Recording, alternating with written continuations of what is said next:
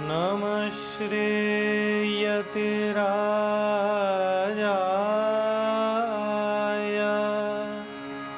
विवेकानन्दसूरये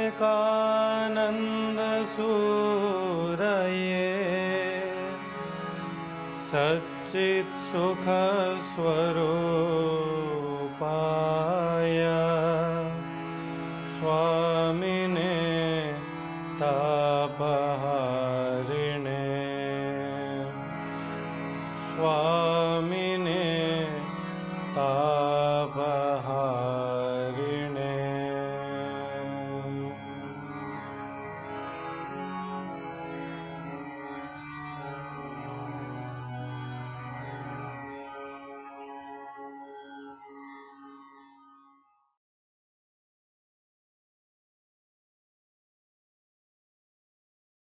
सा मे वाग्देवता निवसतु वदने सर्वदा सुप्रसन्ना।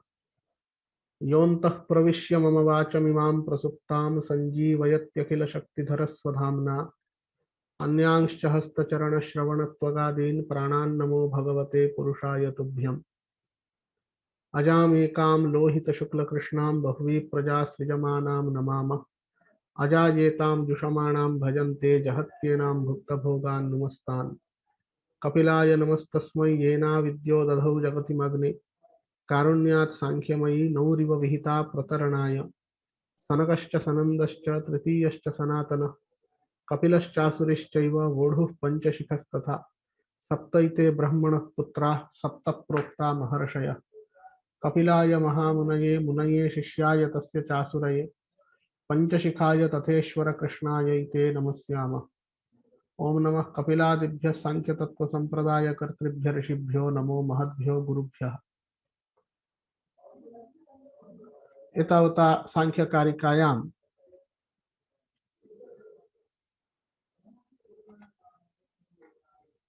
बुद्धिवृत्तीनाम् अंतःकरण बाह्यकरण वृत्तीनां विस्तरशः चर्चा उपस्थापिता। तेषां सामान्यवृत्तयः विशेषवृत्तयः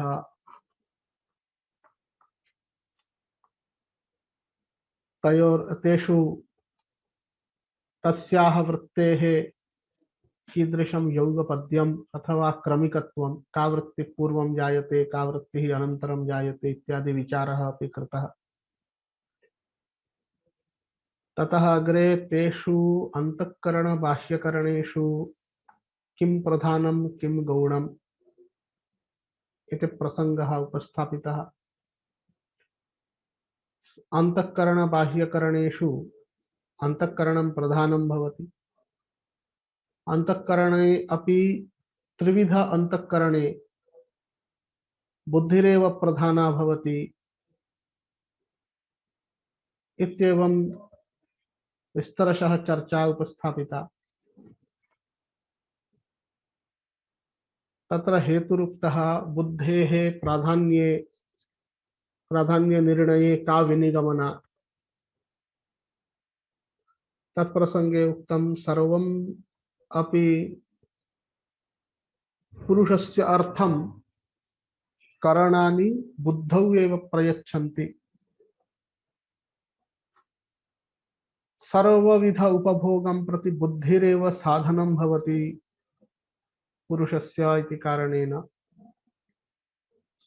अपि च प्रधान पुरुषयोर्मध्ये यः सूक्ष्मः भेदः वर्तते तस्य भेदस्यापि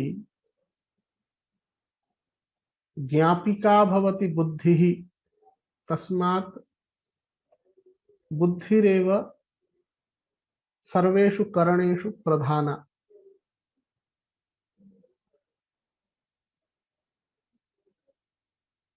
अनन्तरं प्रसंगतः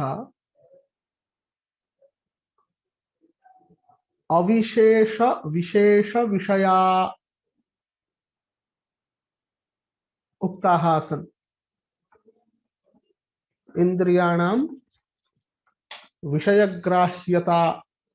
विषयग्राहकता प्रसंगे इंद्रियाणि तावद् अविशेषान् विशेषान् च विषयान् गृह्णाति इति उक्तमासीत्। तत्र अविशेष विशेष पदार्थानां विस्तारः उक्तः। तन्मात्राणि अविशेषाः, विशेषाः पंचभूतानि। तन्मात्राणां सुखरूपता एव वर्तते। तत्र सत्वम् उत्कटं भवति, रजः तमः च गौणं भवति, अभिभूतं भवति इति कृत्वा सर्वदा सुखरूपता एव तन्मात्राणाम्। अतः भूतानां किन्तु परस्पर सम्मिश्रणात् त्रिधा विभागः कल्प्यते: शान्ताः, घोराः, मूढाः। सुखप्रदाः, दुःखप्रदाः, मोहजनकाः च।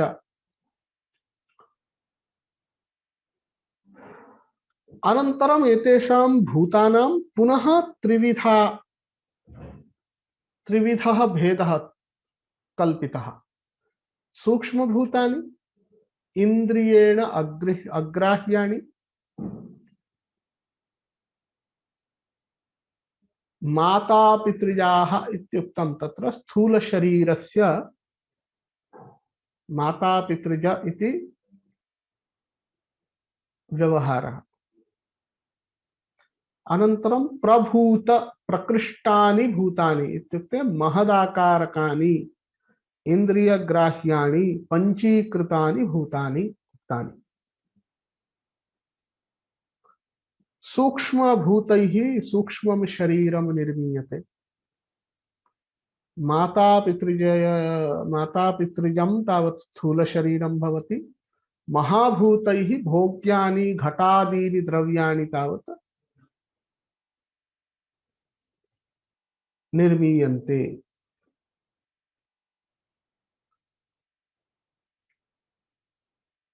एतेषां सृष्ट्यादौ यस्य अभिव्यक्तिः भवति तादृशस्य महत्तत्वम् आरभ्य सूक्ष्म शरीरपर्यन्तस्य लिंगम् इति संज्ञा उक्ता। लिंगम् इति कुतः उच्यते? प्रलयकाले लयं गच्छति, प्रलयकाले प्रकृतौ प्रधाने अव्यक्ते लीनं तिष्ठति, लीनं भवति इति कारणेन एतत् लिंगम् इति उच्यते। अपि च एतानि लिंगानि आश्रित्य पुरुषस्य अनुमितिः जायते इत्यपि वदन्ति। महदादि सूक्ष्म पर्यन्तम् एतत् लिंगपदवाच्यम् इत्युक्ते अंतःकरण बहिःकरण समन्वितं सूक्ष्म भूत निर्मितं यत् सूक्ष्म शरीरम्। तत्र उक्तमासीत् सूक्ष्म शरीरमपि स्थूल शरीरमिव शिरपादादि अंग विशिष्टमेव अस्ति। तादृशं सूक्ष्म शरीरम् अंतःकरणं बहिःकरणं च इत्युक्ते करणसहकृतं सूक्ष्म शरीरं निरुपभोगं संसरति इत्युक्तमासीत्।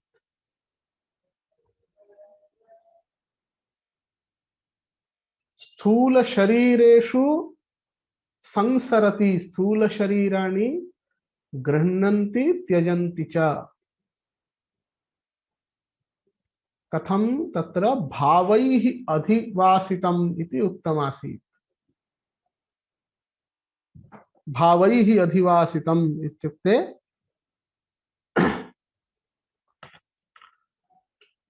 उपरञ्जितं भवति।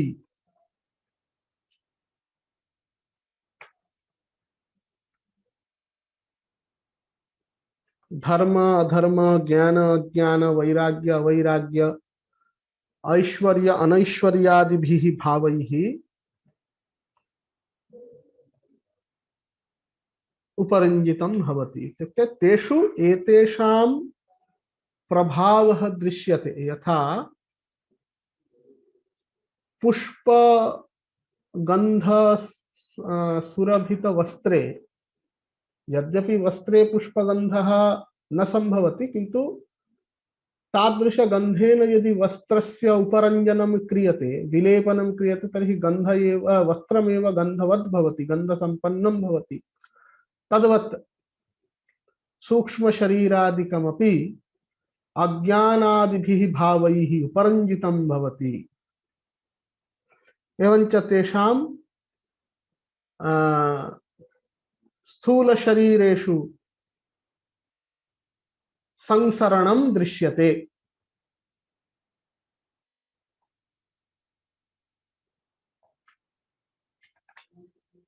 किमर्थं तथा वक्तव्यं? तत्र उक्तं यथा कुत्रचित् भित्तौ वा वस्त्रखण्डे वा चित्रं लिख्यते, भित्तिं वस्त्रखण्डं वा विहाय चित्रस्य यथा स्थितिर्न भवति, तद्वदेव सूक्ष्म शरीरादीनामपि अंतःकरण बहिःकरण समन्वित सूक्ष्म शरीरस्यापि अंततो गत्वा भोग साधनं स्थूलेन शरीरेणैव भवति। अतः यथा चित्रं यथाश्रयं रते स्थाणवादिभ्यो विना यथा छाया इत्यत्र, एवं ये विशेषाः भूतपदवाच्याः महाभूतानि इति उच्यन्ते, तन्निर्मितेन शरीरेण सूक्ष्म शरीरस्य करणादि सहकृतस्य धर्म अधर्म आदि उत्पन्नः भोगः संभवति। एतत् सूक्ष्म शरीरं निराश्रयं न तिष्ठति।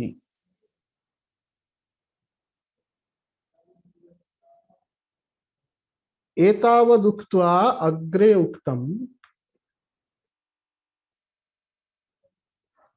पुरुषार्थ हेतुकमिदं नित्य नैमित्तिक प्रसंगेन। इतः आरभ्य अद्य चर्चाम् आरप्स्यामहे।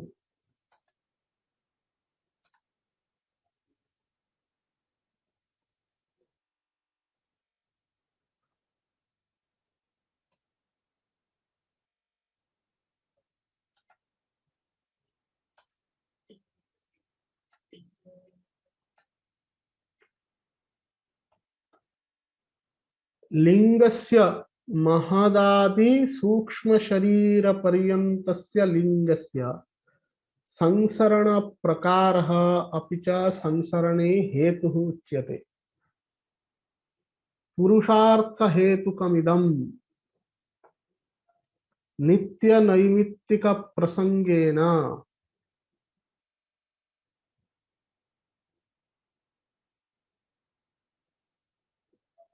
प्रकृतेः विभुत्व योगात् नटवद् व्यवतिष्ठते लिंगम् इति उच्यते। नटवद् व्यवतिष्ठते।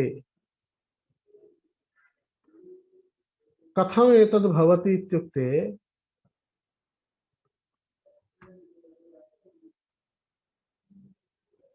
पुरुषार्थः द्विधा उक्तः, भोगः अपवर्गश्च। ताभ्यां हेतुभ्याम् एव इत्युक्ते पुरुषस्य भोग संपादनाय, पुरुषस्य भोगः इत्युक्ते अन्ततो गत्वा बुद्धेरेव भोगः, किन्तु यतः पुरुष एव अन्ततो गत्वा तस्य दुःखादिकं प्रकृति संयोगवशात् अनुभवन् इव भवति, अतः पुरुषस्य भोगः इति उच्यते।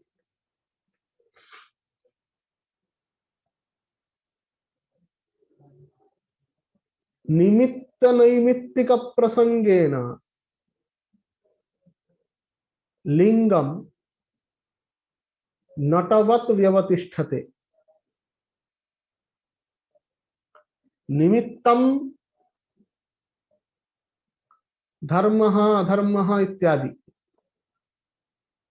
धर्मः अधर्मः, ज्ञानम् अज्ञानम्, वैराग्यम् अवैराग्यम्, ऐश्वर्यम् अनैश्वर्यम्, एतत् सर्वं निमित्तम्। कस्य निमित्तं? संसरणस्य उपात्तम उपात्तम देहम परित्यज्य नूतन नूतन देहस्य प्राप्तौ निमित्तम कारण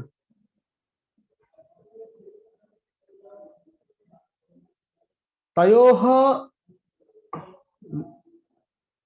निमित्त नैमित्तिकयोः प्रसंगेन इदानीं यथा यथा धर्माधर्मादि अष्टौ निमित्तानि उक्तानि बुद्धिधर्माः एव निमित्ताः वस्तुतः निमित्तानि तन्निमित्तं तेन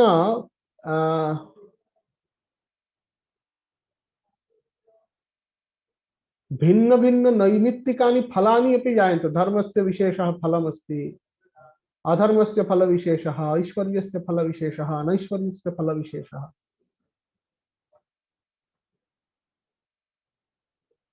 अपि च इदानीम् अत्यन्तं सूक्ष्मं तत् शरीरं कथं स्थूलेषु स्थूलेषु विविध प्रकारक शरीरेषु प्रविशति इति अपि कस्यचित् प्रश्नः अतः तत्र एवम् उक्तं प्रकृतेः विभुत्वयोगात् इति उक्तम्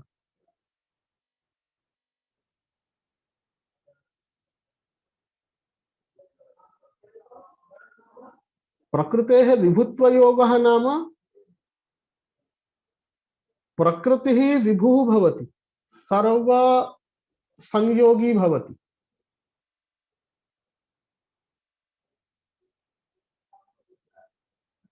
पुरुषस्य प्रकृतेः सर्व संयोगवशात्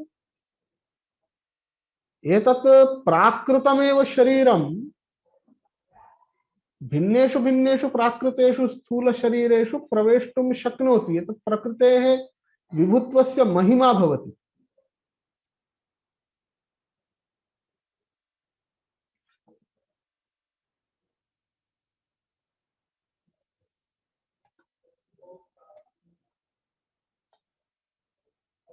अग्रे तद्विषये वदिष्यति तत्र निमित्तानि कानि तेषां नैमित्तिकानि कानि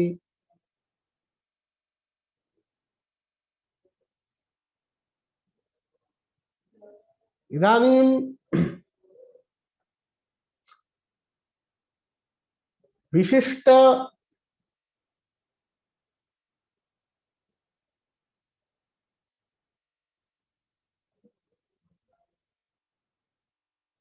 शक्तिः प्रकृतेः प्रधानस्य कीदृशः इत्युक्ते इदानीं यथा कश्चित् राजा स्वराज्यक्षेत्रे स्वेच्छया प्रवर्तितुं शक्नोति तद्वदेव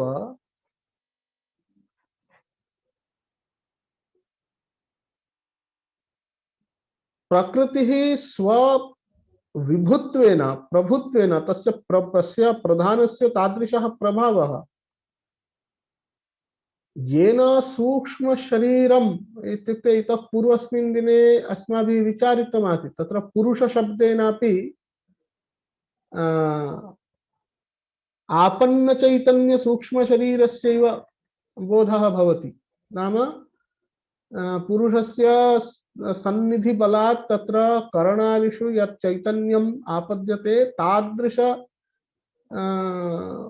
करण सहकृत सूक्ष्म शरीरस्यैव पुरुष शब्देन बोधः तत्र उपनिषत् श्रुतिरपि उक्ता अपि च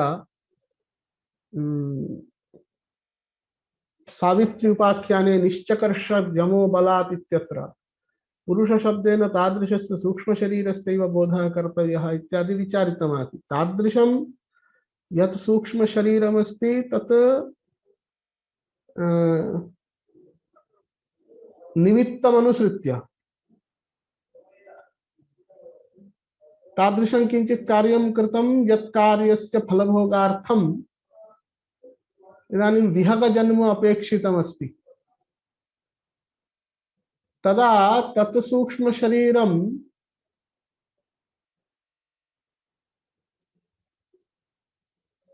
विहगस्य भोजन मुखेन विहगस्य शरीरं प्रविश्य तत्रैव विहगस्य अंडरूपेण परिणामं प्राप्य अनन्तरं विहगरूपेण जन्म प्राप्नोति अथवा यदि तस्य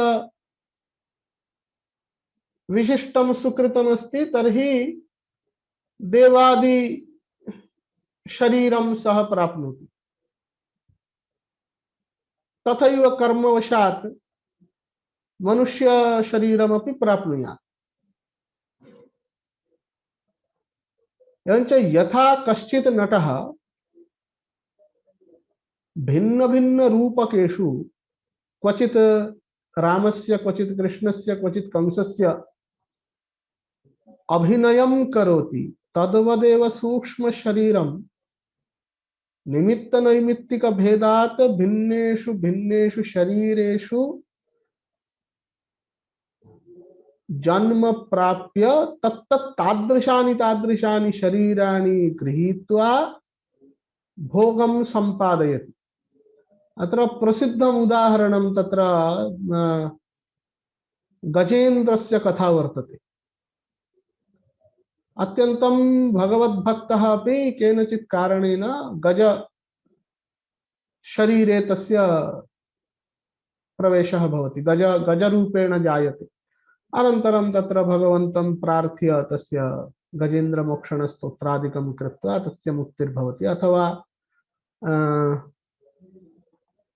जडभरतस्य कथा वर्तते।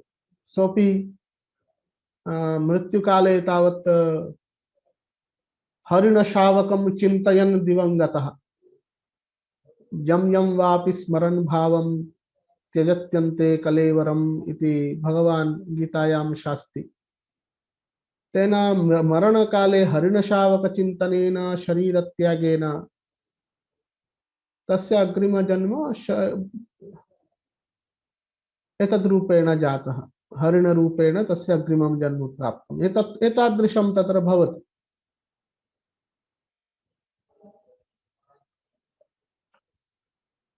यथा कश्चित् नटः तथैव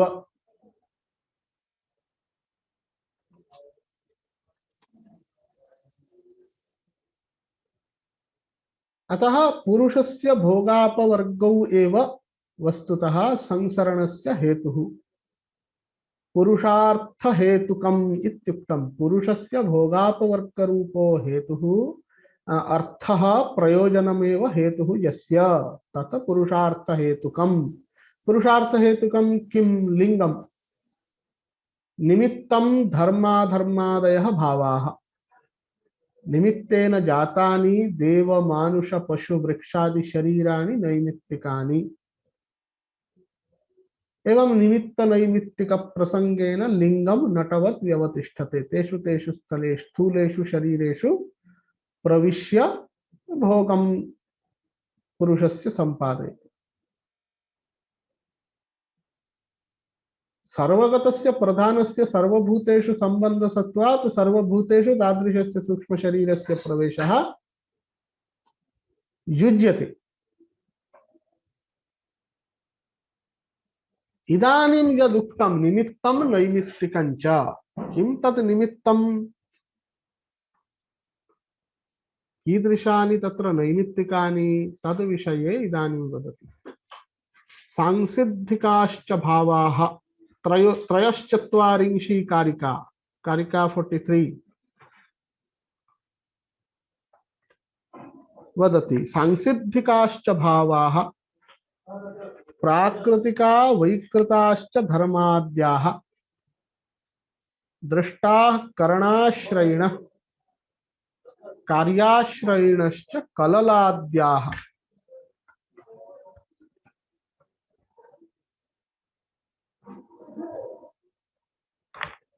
करणाश्रयिणः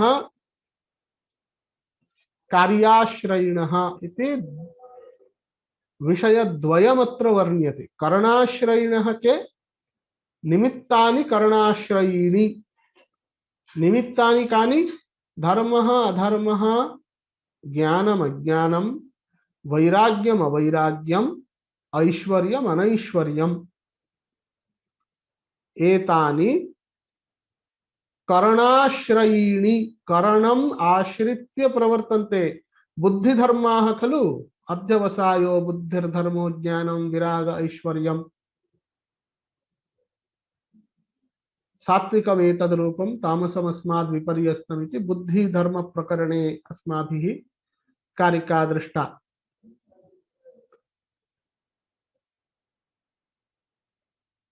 अतः करणमेव आश्रयन्ति एते धर्माधर्मादयः, तस्मात् एतेषां करणाश्रयिणः इति नाम। कार्याश्रयिणः के कार्याश्रयिणः भवन्ति माता पितृजं स्थूल शरीरम तदेव कार्यम, यतः एते धर्माधर्मादिकम् अनुसृत्य तादृशस्य स्थूल शरीरस्य जन्म प्रवर्तते, तादृशस्य स्थूल शरीरस्य उत्पत्तिर्भवति, अतः तत् कार्यमिति उच्यते। धर्माधर्मादि कारणेन उत्पद्यमानं यत् स्थूल शरीरं तदेव कार्यं, तदाश्रित्य यत् प्रवर्तते तत् कार्याश्रयी। तत् किं? स्थूल शरीरस्य विविधाः अवस्थाः एव कार्याश्रयी इति पदेन उच्यते।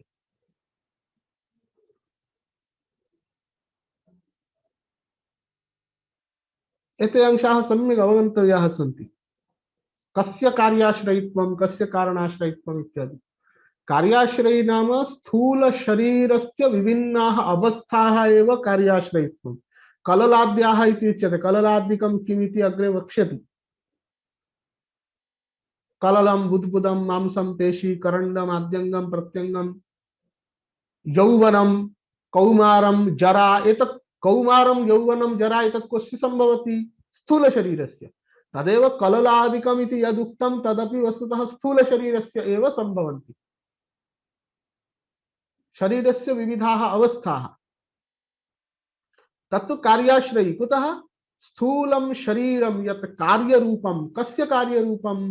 धर्माधर्मादीनां संचितानां कार्यरूपं स्थूल शरीरं, तदाश्रित्य प्रवर्तन्ते, तदेव आश्रयन्ति एताः अवस्थाः, तस्य शरीरस्य अवस्थाः। अतः एतेषां कार्याश्रयी इति व्यवहारः।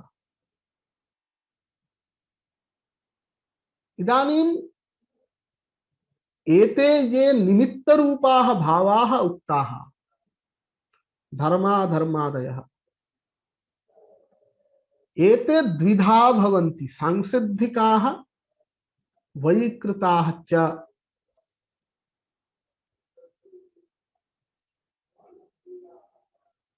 तद्विषये प्रविशामः। इदानीम् एतत् कललादिकम् उक्तं खलु, प्रसङ्गतः तस्य भागवतादिषु अपि वर्णनं वर्तते। इदानीं तत्र केवलं ज्ञानार्थं कर्मणादैवनेत्रेण जन्तुर्देहोपपत्तये, तत्र विशदं ये ज्ञातुम् इच्छन्ति भागवतस्य टीकादिकमपि द्रष्टुं शक्नुवन्ति। तत्र एवम् उच्यते, यदा पितुः शरीरात् शुक्रं मातुः शरीरं प्रविशति, मातुः शरीरं प्रविश्य गर्भस्थेन भ्रूणेन गर्भस्थेन डिम्बेण मिश्रितं भवति। स्त्रियाः प्रविष्ट उदरं पुंसो रेतः कणाश्रयः। ततः परं तत्र शुक्रशोणितयोः शुक्रबीजयोः मेलनेन, बीजमिति न वक्तव्यं, शुक्रशोणितयोः मेलनेन यत् एकरात्र्यभ्यन्तरे तयोः मेलनरूपं यद् जायते तद् भ्रूणमिति वक्तव्यं वा किमपि वक्तव्यं, तस्यैव कललम् इति नाम उच्यते। शुक्र डिम्बयोः मिलितावस्था यद् एकरात्रेण संपद्यते, ततः परं पंचसु रात्रिषु तस्य अवस्था परिवर्तनं भवति, तदा तस्य बुद्बुदम् इति संज्ञा। ततः परं 10 दिवसेषु इतोपि तस्य किञ्चित् परिवर्तनं जायते, तस्य कर्कन्धूः इति संज्ञा। अनन्तरं तस्य पेष्यण्डं, ततः परम् एवं वर्णना वर्तते, अग्रे वर्णना वर्तते, आयुर्वेदादि शास्त्रेपि अस्य विशदवर्णना वर्तते। अत्र कललाद्याः इति पदमस्ति खलु, तत्र कललादिपदस्य कः अर्थः इति वर्णयितुमेव तत् प्रसङ्गतः उच्यते। गर्भस्य अन्तः गर्भात् बहिः इत्युक्ते गर्भाधानमारभ्य आमरणात् शरीरस्य याः अवस्थाः, ताः सर्वाः अवस्थाः आदि पदेन ग्राह्याः। कलल शब्दस्य अर्थस्तु ज्ञातः। कललाद्याः इत्यत्र आदि शब्देन एतासां सर्वासाम् अवस्थानां ग्रहणं सम्भवति। इदानीं धर्माधर्मादयः अष्टौ भावाः द्विधा विभज्यन्ते, सांसिद्धिका वैकृताश्च। तस्य विषये इदानीम् एवम् उच्यते, येषां स्वभावतः एव धर्मादि संभवः वर्तते। आरंभे एव अस्माभिः विचारितमासीत्, भगवान् कपिलः, सिद्धेषु कपिलो मुनिः इति भगवान् अपि विष्णुरपि भगवान् अपि गीतायाम् उपदिशति। तत्र सिद्धः कः इति प्रसंगे उक्तं, यस्य पूर्वसञ्चित सुकृतवशात् जन्मनः एव धर्म ज्ञान वैराग्य ऐश्वर्याणि सिद्धानि सह सिद्धः इति उक्तः आसीत्। एवं कपिलादयः सनकादयः येषां पूर्वसञ्चित सुकृतवशात् अस्मिन् जन्मनि अस्मिन् शरीरे विना प्रयत्नं धर्मादयः सिद्धाः भवन्ति, तादृशानां ये धर्मादयः ते धर्मादयः सांसिद्धिकाः। एते पुरुषाः सांसिद्धिकाः न, पुरुषास्तु सिद्धाः। सिद्धानां ये धर्मादयः अस्मिन् शरीरे प्रयत्नमन्तरेण प्राप्तः, ते धर्मादयः सांसिद्धिकाः भवन्ति। यतः ते प्राकृतिकाः स्वभावतः संभवन्ति। अस्मदादीनां तु वैकृताः भवन्ति, यतः धर्म ज्ञान विराग ऐश्वर्यादीनि शास्त्राणाम् उपदेशेन आचार्योपदेशेन ज्ञानं जायते। तत्र अयं क्रमोऽपि ज्ञातव्यः। कथं धर्मादीनां क्रमः, कस्य प्रथमं कस्य अनन्तरम् उत्पत्तिर्जायते। प्रथमं तावत् शास्त्रस्य वा आचार्यस्य वा उपदेशेन ज्ञानं जायते। ज्ञानबलात् शुद्ध जीवनेन जीवनचर्यया आचारेण धर्मः जायते। धर्मबलात् नास्ति, ज्ञानबलात् वैराग्यं जायते। यदा ज्ञानं भवति तदा अहं प्रकृत्यादिभ्यो व्यतिरिक्तः आत्मा इत्यादि ज्ञानं यदा संपद्यते तदा प्रकृत्यादिषु वैराग्यं जायते, विविध भोग्येषु वैराग्यं जायते। वैराग्य बलात् तदा सः असत्कर्मभ्यः पापेभ्यः निवर्तते, तेन धर्मः संपद्यते। तेन धर्मेण क्रमेण ऐश्वर्यं संपद्यते। एवं क्रमेण तेषाम् उत्पत्तिर्भवति।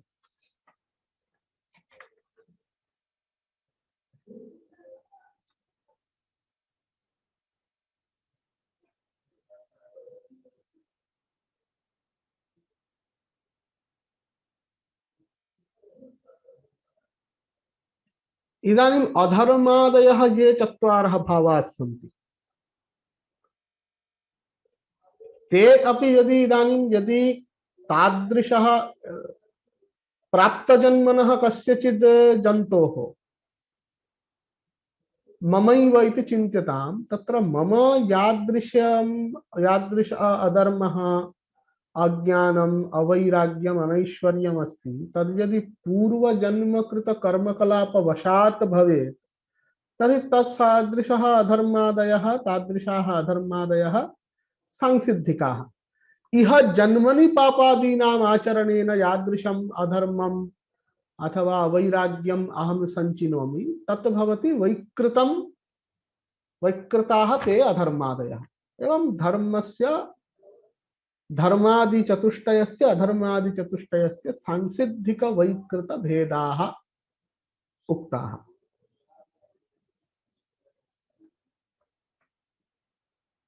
ततः परम उच्यते एतेषां निमित्तानां फलं किमस्ति, धर्मस्य किं फलम्। तो वदति धर्मेण गमनमूर्ध्वम् गमनमधस्ताद् भवत्यधर्मेण अत्र कारिकाः मया संधिं विच्छिद्य लिखिताः सन्ति। ग्रन्थे तु कृतसन्धि एव कारिकाः भवद्भिः कृतसन्धयः कारिकाः एव दृश्यन्ते। अत्र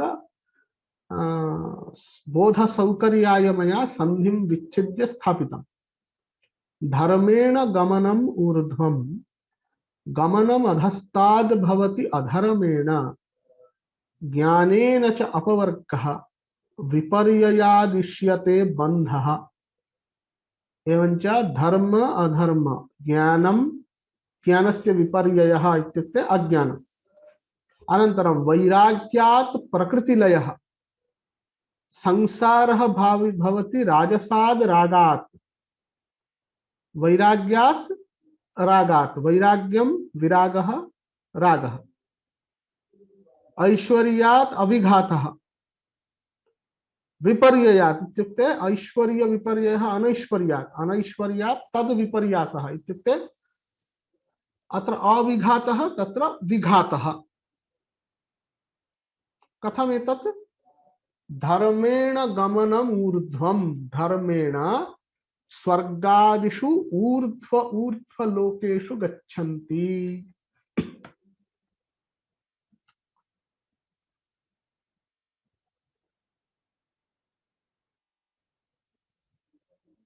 कुत्र कुत्र लोकेषु गच्छन्ति? तत्र माठरवृत्तौ वर्णनम् एवमस्ति। ब्रह्मं प्राजापत्यम् ऐन्द्रं पितृयं गान्धर्वं याक्षं राक्षसं पैशाचं राक्षसादि योनीनामपि प्राप्तिः धर्मेणैव सम्भवति। तथा तेषां विशिष्टाः शक्तयः केचन भवन्ति काश्चन भवन्ति।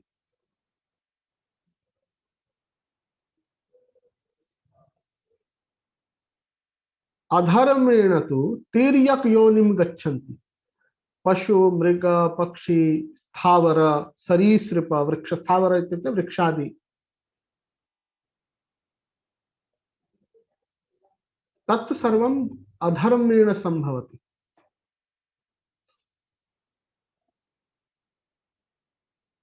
एवं ज्ञानेन अपवर्गः प्राप्तः भवति।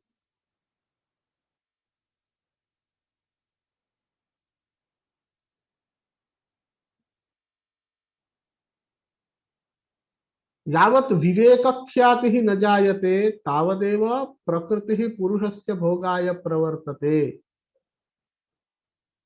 ज्ञानम् इत्युक्ते व्यक्ताव्यक्तज्ञ विज्ञानम् इति आरम्भतः अस्माभिः असकृत् आलोच्यमानमस्ति।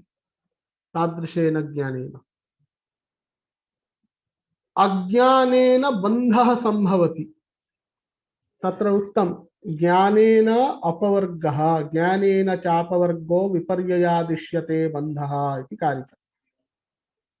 ज्ञानेन अपवर्गः सम्भवति तद् विपर्ययाद् इत्युक्ते अज्ञानेन बन्धः जायते बन्धनं जायते। तद् बन्धनं पुनः त्रिधा भवति। प्रकृत्यात्मवादी यः तस्य प्राकृतो बन्धः यः चिन्तयति प्रकृतिरेव आत्मा तद् व्यतिरिक्त पुरुषो नास्ति इति यः चिन्तयति अव्यक्तमेव परमं मन्यते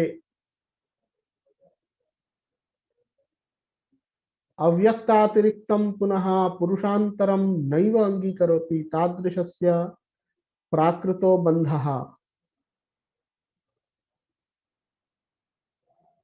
यस्तु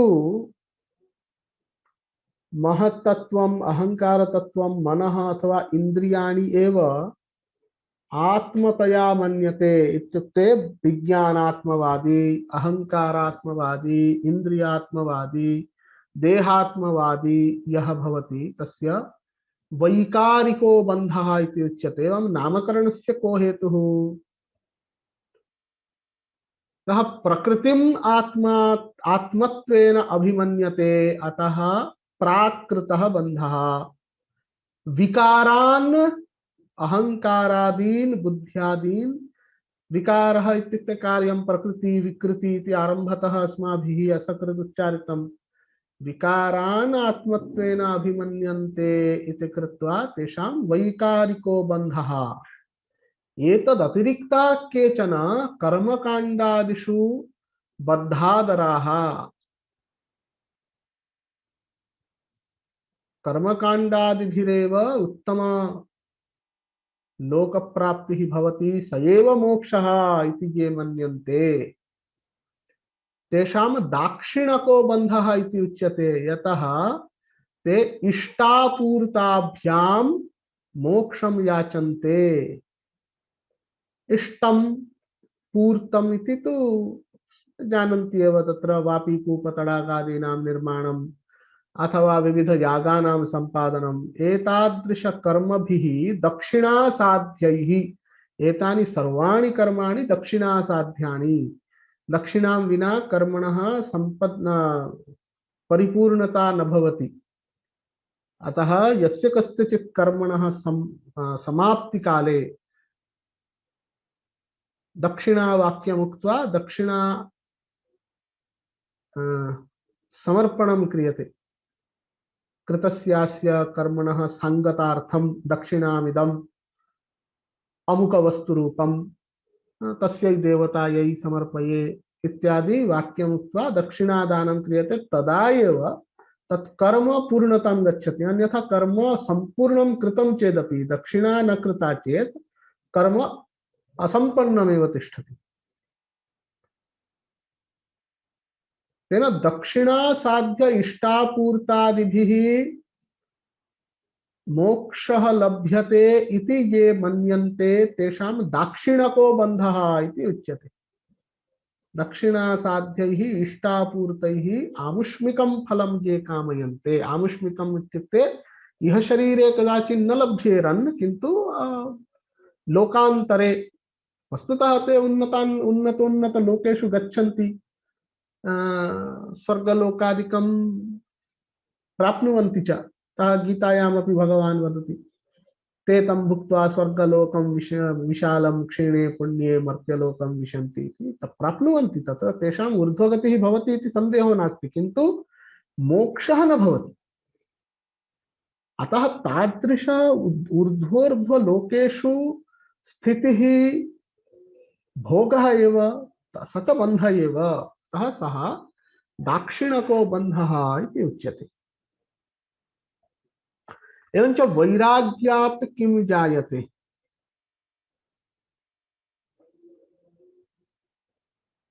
वैराग्यस्य द्विधा गतिः। यदि कस्यचित् जनस्य शास्त्रादिभ्यः गुरुमुखाच्च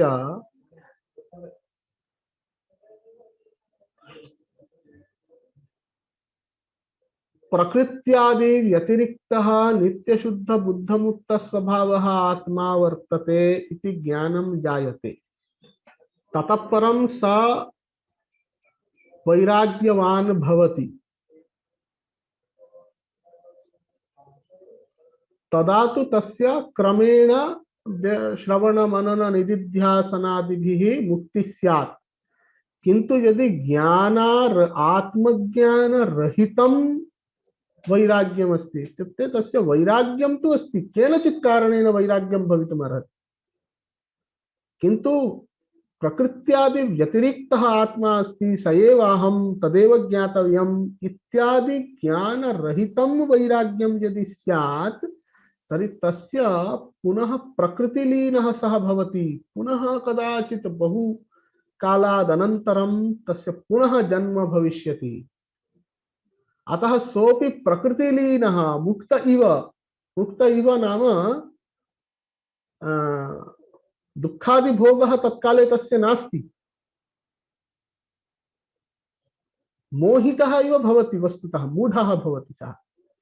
तस्य दुःखादि भोगः नास्ति, किन्तु प्रकृतौ लीनः तिष्ठति। बहुकालात् परं पुनः तेन जन्म प्राप्तव्यमेव। यतः भोग समाप्तेः समाप्तिः अपवर्गप्राप्तिश्च तेन कर्तव्या एव, तदेव गतिः अस्ति, तस्य अन्यथा तृतीया गतिस्तु नास्ति। एवं आत्मज्ञान रहितात् वैराग्यात् तु प्रकृतौ लयः भवति, सोऽपि बन्ध एव।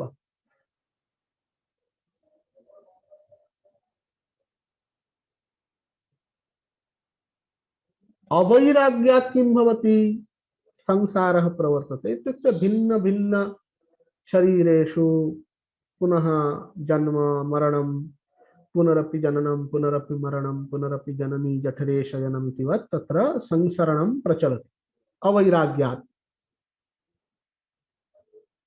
ऐश्वर्यं यदि जायते तर्हि इच्छानाम् अनभिघातः भवति, अभिघातः इति लिखितमासीत्।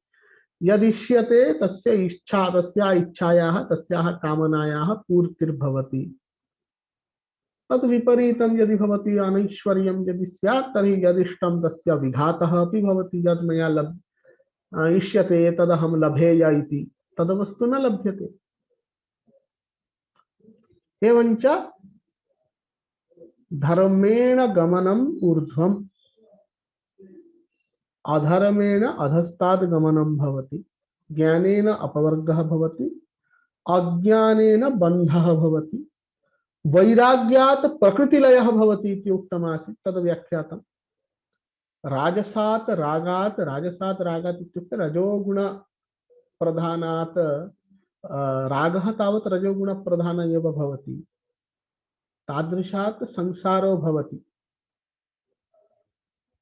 ऐश्वर्यात् इच्छानाम् अविघातः भवति, अनैश्वर्येण इच्छानां विघातः भवति। एवं नित्यनैमित्तिकयोः परस्परं सम्बन्धः उक्तः। इदानीम् उच्यते प्रत्ययसर्गः। प्रत्ययसर्गो नाम प्रतीयते इति प्रत्ययः ज्ञानं बुद्धिः। तस्य बुद्धेः सर्गः सृष्टिः, सृष्टिः इत्युक्ते परिणाम विशेषः। बुद्धितः अहंकारादि सृष्टिर्भवति, तद् न उच्यते अत्र। बुद्धेरेव भिन्न भिन्न परिणामः जायते, 50 विधः परिणामः भवति। गुणवैषम्य विमर्दात्, कुत्रचित् कस्यचित् गुणस्य प्राबल्यं, कस्यचित् गुणस्य अभिभवः इत्यादि कारणेन 50 विधः परिणामः बुद्धेः भवति। सामान्यतः एतेषां 4 भेदाः सम्भवन्ति: विपर्ययः, अशक्तिः, तुष्टिः, सिद्धिः इति। गुणानां वैषम्यात् एवं 50 भेदाः सम्भवन्ति। के ते 50 भेदाः? तत्र उच्यते 5 विपर्यय भेदा भवन्ति,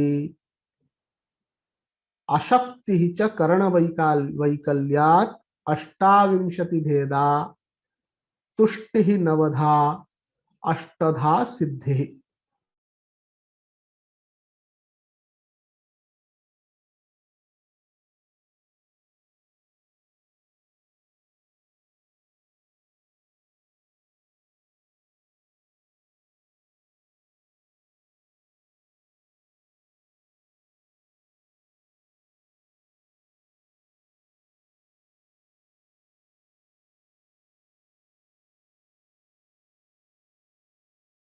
चत्वारिंशत्, ततः परम् 8 एवम् आहत्य 50 प्रत्ययसर्गः बुद्धिधर्माः एते।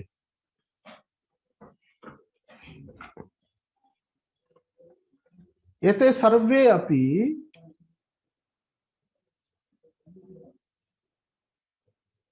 एतेषु इतः पूर्वम् उक्तं खलु, धर्मः अधर्मः, ज्ञानम् अज्ञानं, वैराग्यम् अवैराग्यम्, ऐश्वर्यम् अनैश्वर्यम्।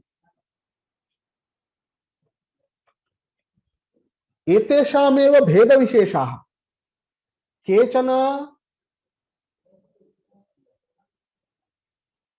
विवेकख्याति प्राप्तये सहायकाः केचन बाधकाः। कथं बाधकाः कथं सहायकाः इति अग्रे विचार्यते।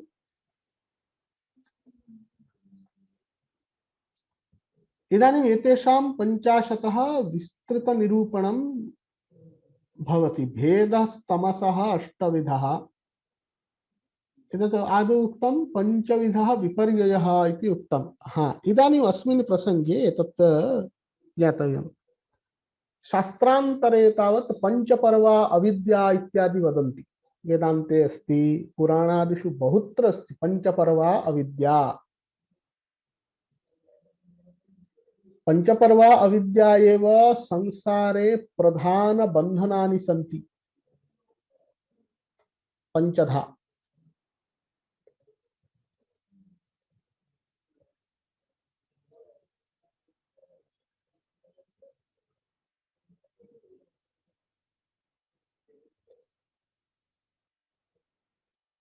योगसूत्रे एतेषाम् अविद्या अस्मिता रागद्वेषाभिनिवेशाः इति नामानि उक्तानि। तेषामेव सांख्यादिशास्त्रे एतत्तु अविद्या अस्मिता रागः द्वेषः अभिनिवेशः एतत्तु अविद्यानां नाम विपर्ययस्य स्वरूपं। वस्तुतः तेषां नामानि अन्यविधानि सन्ति, तत् नाम उच्यते।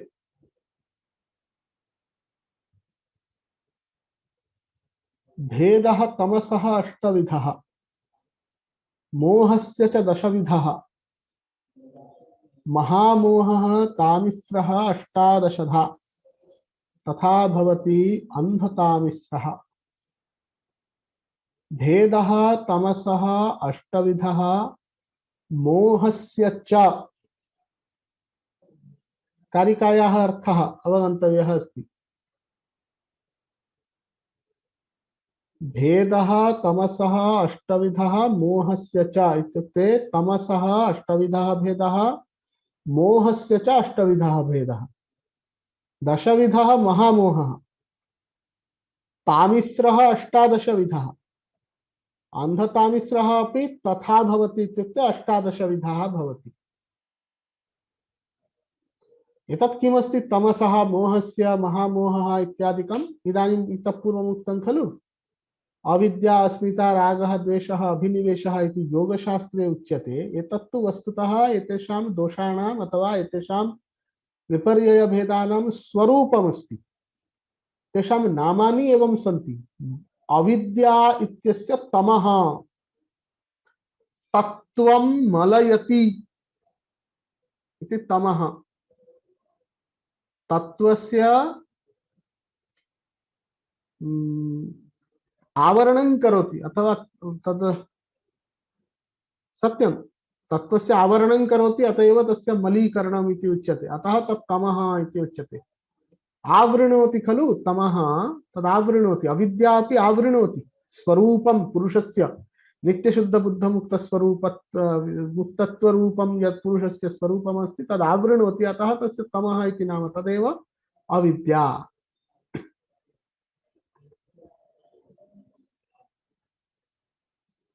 तस्याः अविद्यायाः अष्टधा भेदः उच्यते।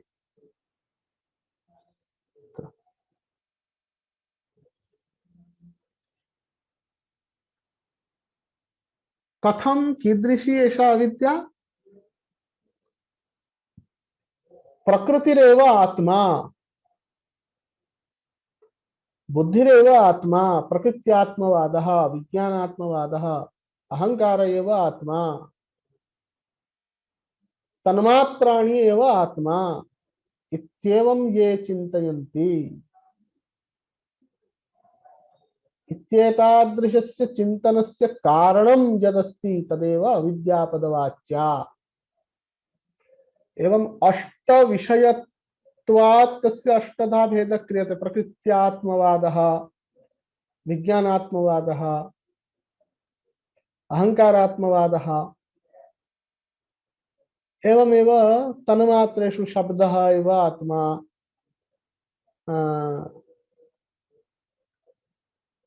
गन्ध एव आत्मा इत्यादिकमपि चिन्तयन्तः जनाः एतादृशाः जनाः अपि भवन्ति। कीदृशाः ते मूर्खाः स्युः इति न ज्ञायते। तादृशाः तादृशचिन्तनवन्तः एतेषाम् एवं किमर्थम् उक्तम् इत्युक्ते ते तत्रैव लीनाः तिष्ठन्ति, शब्दे एव आसक्तः। शब्दम् अत्यन्त तत्र तस्य तस्मै रुचिकरः शब्दः यदि अस्ति, अस्मिन् शब्दे एव तदेव मया प्राप्तं चेत् मया मोक्ष एव प्राप्तः, इतोपि किमपि नापेक्षितम् इति चिन्तयन् तच्छब्दे एव लीनः भवति।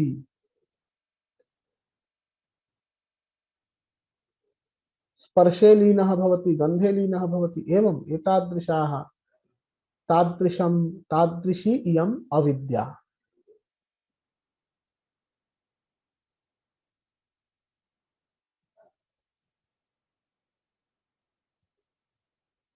अनन्तरम् उच्यते मोहस्य अष्टधा भेदः। मोहः इत्युक्ते अस्मिता। एतत् प्रकृति महत्तत्वाहंकार मनस्तन्मात्रेषु आत्मबुद्धिः मनुष्याणां भवति, पशूनां च भवति। प्रायः तन्मात्रेषु आत्मबुद्धिः पशूनामेव भवेत् आधिक्येन। देवानाम् अस्मिता भवति। तत्र अहम् इन्द्रः, मम अणिमाद्यैश्वर्याणि सन्ति। एतत् अणिमाद्यैश्वर्यबलात् अणिमाद्यैश्वर्याणि शाश्वतिकानि कदापि न नङ्क्ष्यन्ति। तस्य बलादेव मम सर्वविधः भोगः सम्पद्यते। एतदेव मम योग्यमितोपि अग्रे मोक्षादिकमहं न इच्छामि इत्येवं चिन्तयन् तत्र बद्धो भवति। तत्रापि अष्टविध अणिमादीनि अष्टौ सन्ति इति कृत्वा अयम् अस्मिता मोहः अस्मिता अपि अष्टधा। एवञ्च भेदस्तमसः अष्टविधः, भेदस्तमसोऽष्टविधो मोहस्य इति कारिका। भेदस्तमसोऽष्टविधो मोहस्य च दशविधो महामोहः इति। एषा भवति अष्टचत्वारिंशी कारिका 48।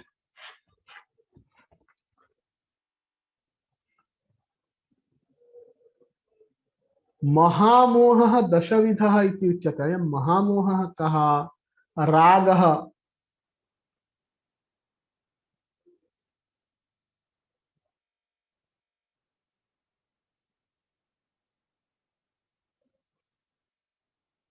इदं मम कृते सुखकरम् इति विचिन्तयन्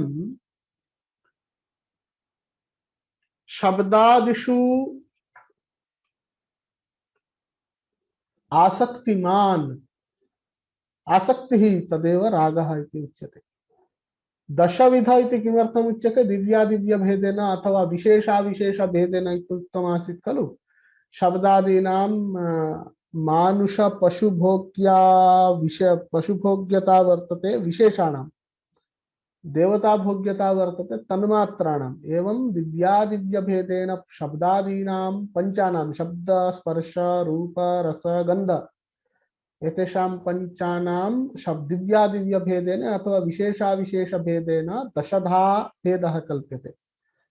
तत्र दशविधः भेदेषु आसक्तिः, दशविधः महामोहः इति उच्यते। रागः, आसक्तिः। एवञ्च तमः, मोहः, महामोहः, द्वेषः, तामिस्रः, दुःखानुशयी द्वेषः इति योगशास्त्रे उच्यते। सुखानुशयी रागः, दुःखानुशयी द्वेषः। तत्र पुनः योगसूत्राणि अपि अत्र चिन्तनीयानि। अहं तु एवमेव विस्तृतं जायते, अतः पुनः शास्त्रान्तरस्य अत्र बहु प्रवेशमपि न कारयामि। तामिस्रः द्वेषः इति उच्यते। दश विषयाः पूर्वमुक्ताः। शब्दादीनां दिव्यादिव्य भेदेन दश भेदाः तेषां दशानामपि दुःखजनकता वर्तते। दुःखजनकता कथं स्यात्? स्वरूपतो दुःखजनकता इति वदन्ति। अत्र एवं सामान्यतः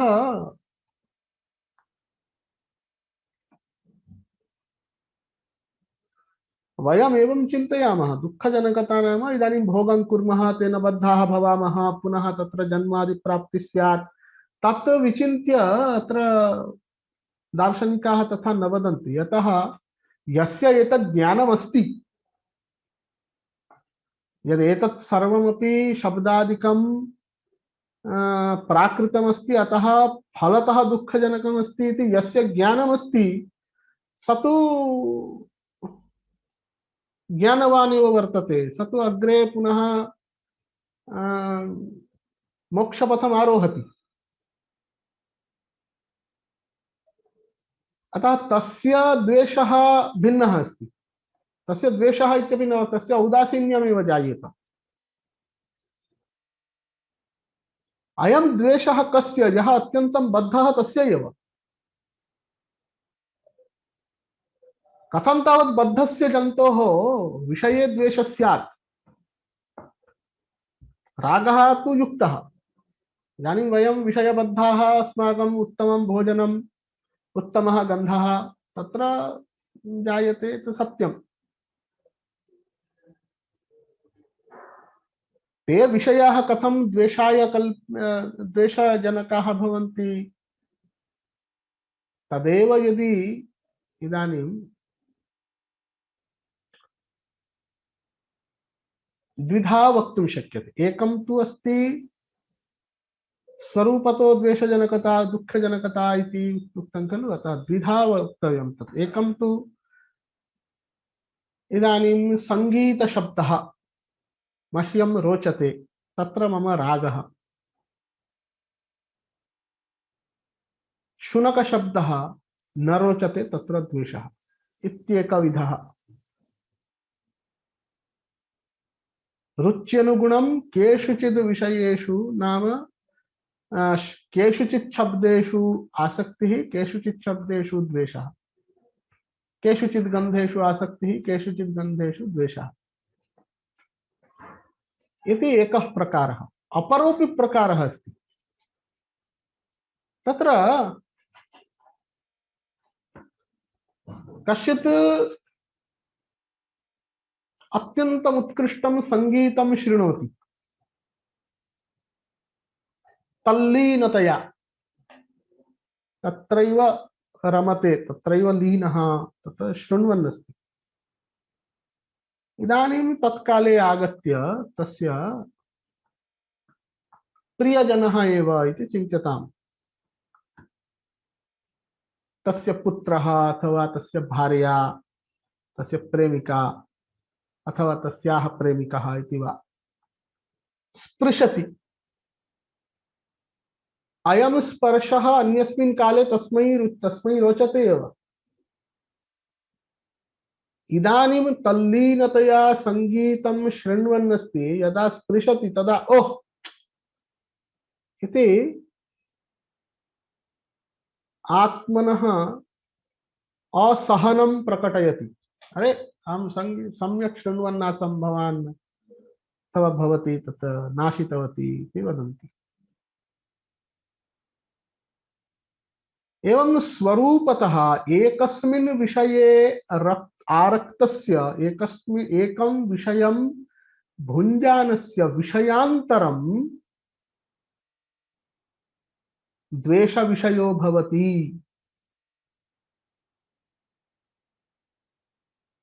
उत्कृष्ट भोजन काले रसं गृह्णाति, तस्मिन् काले उच्चैः गीतं चालितं, तदा एषः गीतं स्थगयतु, सम्यक् भोजनं करोमि इति वदति। एवम् एकविध विषयस्य भोगकाले अपरस्य विषयस्य उपस्थितिरपि कदाचित् द्वेषं जनयति, तादृशः अपि द्वेषः संभवति। एवं द्वेषस्य द्विधा प्रकारः संभवति शब्दादीनां विषये, शब्दादीनां दशानाम्।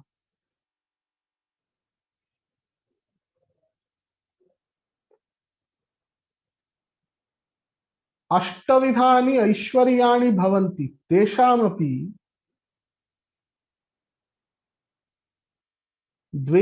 द्वेष्यत्वमस्ति, तेषु अपि द्वेषो भवति। कथम् अस्माकं द्वेषः? इदानीम् अणिमादि ऐश्वर्याणि अस्माकं न सन्ति इति कृत्वा अणिमादिषु ऐश्वर्येषु अस्माकं अन्यस्य यस्य अस्ति तस्य विषये द्वेषः, नाम तस्य अणिमनि द्वेषः, तस्य जने, अस्मिन् जने द्वेषः इति नास्ति। सः अणिमारूपम् ऐश्वर्यं प्राप्तः अस्ति, अहं न प्राप्तवान्, इदानीं तस्य यः अणिमारूपः, यद् अणिमारूपम् ऐश्वर्यं, तत्र मम द्वेषः। तथैव अणिमारूपम् ऐश्वर्यं प्राप्य मदपेक्षया अधिकसामर्थ्यवान् कश्चिदस्ति चेत् पुनः तस्य तारतम्यवशात् दुःखं, तारतम्यं दुःखस्य मूलमिति आरम्भे अपि अस्माभिः चर्चितमासीत्। स हि अविशुद्धिक्षयातिशययुक्तः इत्यत्र अतिशयः तारतम्यम् इत्यादि तत्र विचारितमासीत्। एवं दशसु विषयेषु द्वेषः अपि च अष्टसु ऐश्वर्येषु द्वेषः, एतत् तामिस्रशब्देन उच्यते। अयं तामिस्रः अष्टादशधा भवति। अनन्तरम् अन्धतामिस्रः इति उच्यते, अभिनिवेशः। अयम् अभिनिवेशः विचित्रः सर्वेषां जीवानां, देवादीनामपि। मृत्युवशात् एतेषां दश विषयाणां भोगाभाव संभावनितं यत्, संभावनाजनितं यद् भयं, तदेव अभिनिवेशपदेन उच्यते, तदेव अन्धतामिस्रः। ये तु कल्पान्तं देवलोके एव स्थास्यन्ति, ततः पतन संभावना नास्ति, तेषामपि ऐश्वर्यसम्पन्नानां देवादीनाम् असुरादिभिः अस्मदादीनाम् ऐश्वर्यस्य उपहननं न स्यात् इत्येवं कल्पयतां तत्र भयं जायते। एवं तमः मोहः महामोहः तामिस्रः अन्धतामिस्रः अविद्या अस्मिता रागः द्वेषः अभिनिवेशः, एतेषाम् आहत्य पंचविध विपर्ययः इति, एतेषाम् आहत्य समुदायस्य संज्ञा। एतत् पंचकस्य एव पंचपर्वा अविद्या इति व्यवहारः।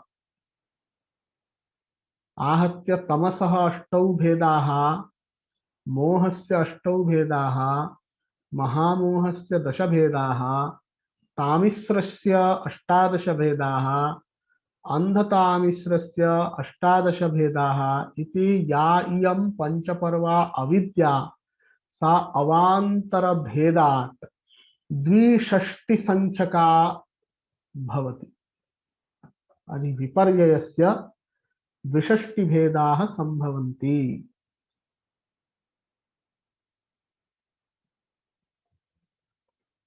अनन्तरम् उच्यते अशक्तिः इति उच्यते।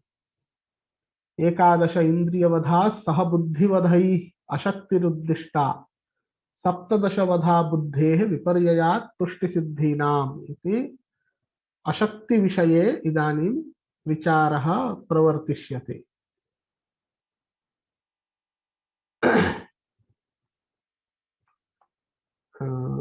तर्हि ततः पूर्वम् इदानीं यदुक्तं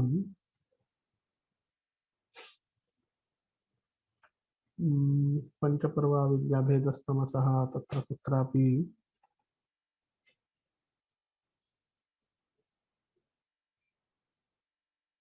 न, अन्यत्र कुत्रापि टीकायां विशिष्टं किमपि नास्ति। तत्र इन्द्रियवधः एकादश वधाः एकादश बुद्धिवधाः इति उच्यते बुद्धिवधाः सप्तदश वधा बुद्धेः एवञ्च एकादश इन्द्रियवधाः सप्तदश बुद्धिवधाः आहत्य अष्टाविंशतिः एतेषाम् अष्टाविंशतीनाम् एतेषाम् अष्टाविंशतेः अशक्तिः इति संज्ञा तत्र इन्द्रियवधाः एकादश इन्द्रियाणि सन्ति तेषाम् अपि च बुद्धेः सप्तदशविध वधाः भवन्ति इति उच्यते तत्र अग्रे वदिष्यति नवतुष्टयः सन्ति अष्टौ सिद्धयः सन्ति तुष्टि सिद्धीनां विपर्ययेण सप्तदश बुद्धिवधाः इति अग्रे तस्य विचारः आगमिष्यति एवं अशक्तिः सप्तदश प्लस 11 आहत्य अष्टाविंशतिधा भवति अष्टाविंशति अशुद्धयः अशक्तयः इति पूर्वमेव उक्तमासीत् एतत्तु अग्रे श्वः तस्य विचारं प्रारप्स्यामहे अद्य अत्र समापयामः कस्यचित् किमपि प्रष्टव्यं चेत् पृच्छन्तु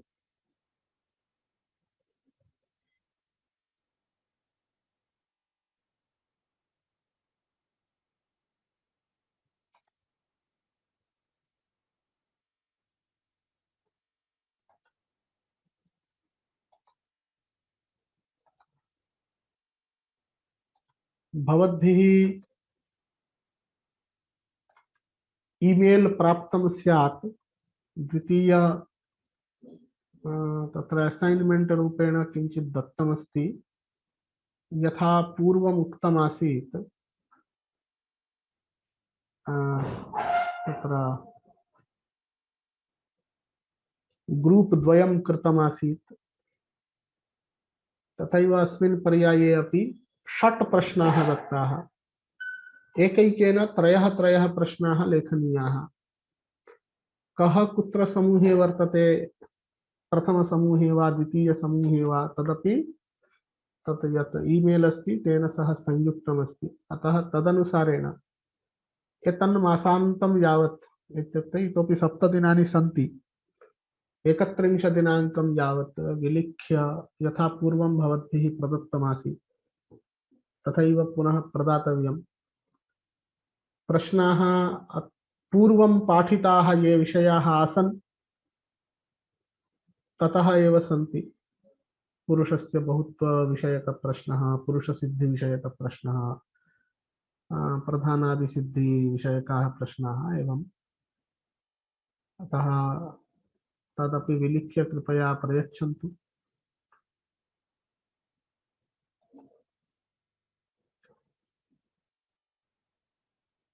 अपि च प्रायः एवं चिन्त्यते कस्यापि तथा प्रश्नादिकं नास्ति तर्हि एतदत्र समापयामः ॐ शान्ति शान्ति शान्ति हरिः ॐ तत्सत् श्रीरामकृष्णार्पणमस्तु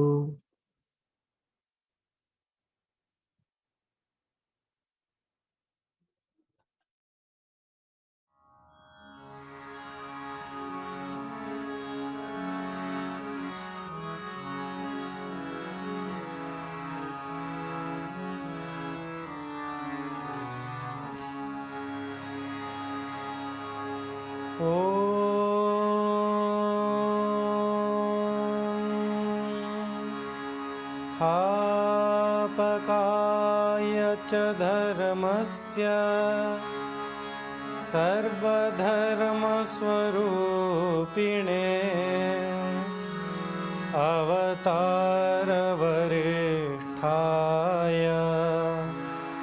रामकृष्णाय ते नमः। रामकृष्णाय ते नमः।